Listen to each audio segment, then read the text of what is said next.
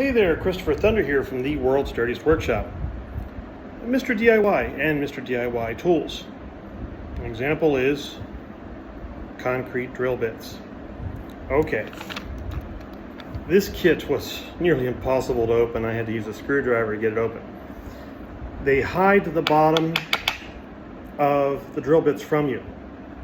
The bottom looks like this. It's round. That's cheap. That's so cheap and so wrong. This is another DIY concrete drill bit. Notice the shape of the bottom of the bit. If you want to do heavy duty drilling, say through a 4 to 6 inch concrete or brick wall, you want this concrete drill bit, not this concrete drill bit. Buyer beware. Be very careful what you buy. If you can't see the bottom of the bit, don't buy it.